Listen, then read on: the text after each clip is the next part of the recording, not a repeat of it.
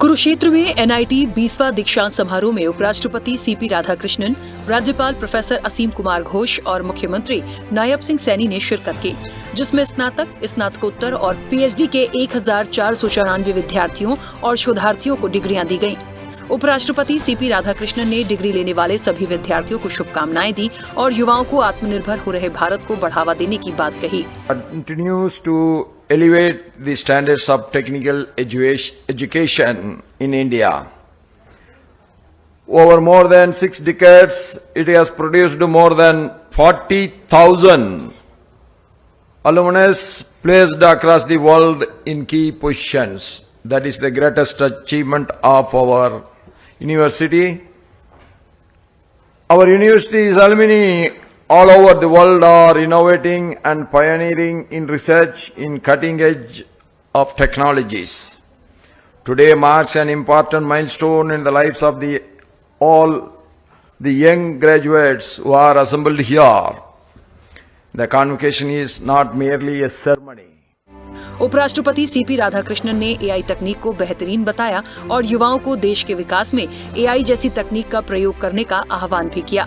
उपराष्ट्रपति ने कहा कि देश के विकास में भावी इंजीनियर्स का अहम योगदान होता है। अच्छी तकनीक का ज्ञान रखने वाले विद्यार्थी ही देश के विकास में सहायक साबित होते हैं। The climate change, cyber security, threats, equitable access to technology, ethical use of AI are the few big challenges in front of the entire humanity. The challenges also offer incredible opportunities for innovation, entrepreneurship and noble leadership. मुख्यमंत्री नायब सिंह सैनी ने degree और medal लेने वाले सभी विद्यार्थियों को शुभकामनाएं दी। मुख्यमंत्री ने कहा कि एनआईटी संस्थान राष्ट्रीय और अंतर्राष्ट्रीय स्तर पर तकनीकी और इंजीनियरिंग प्रतिभाओं को गढ़ने वाला एक प्रमुख केंद्र है। यहाँ से निकले छात्र विश्व में अपनी मेहनत और कौशल का परचम लहराएंगे। हम जानते हैं कि 1966 से पहले हरियाणा में एक भी तकनीक विश्वविद्यालय यहाँ नहीं था, परंतु आज हरियाणा में इनकी संख्या बढ़कर के 4 हो गई है।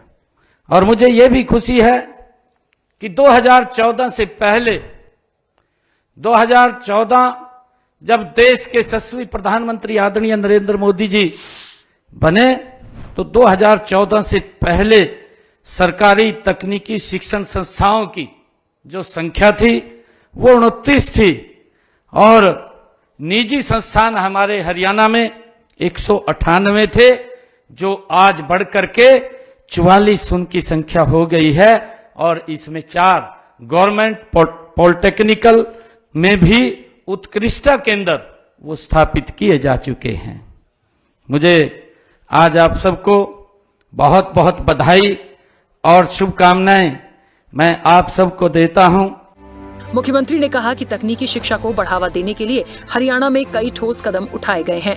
2014 से पहले हरियाणा में सरकारी तकनीकी शिक्षण संस्थानों की संख्या 29 थी, जबकि अब हरियाणा में सरकारी तकनीकी शिक्षण संस्थानों की संख्या बढ़कर 44 हो गई है।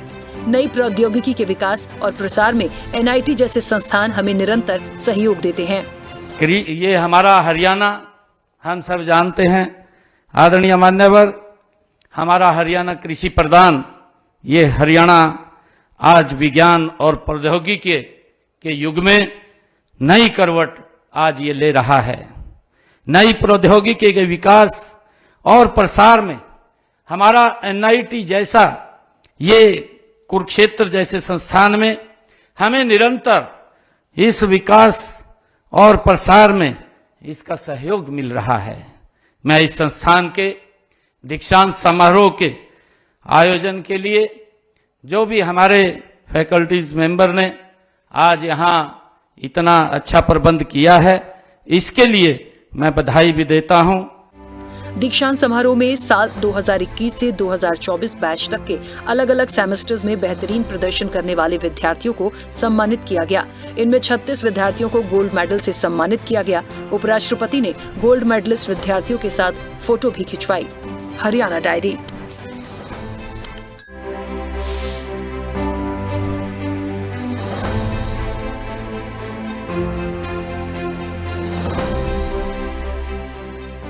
और ऐसी ही ताजा खबरों के लिए लाइक, फॉलो और यूट्यूब पर सब्सक्राइब कर बेल आइकन जरूर दबाइए और हर अपडेट के लिए विजिट कीजिए स्वदेशलाइव.com।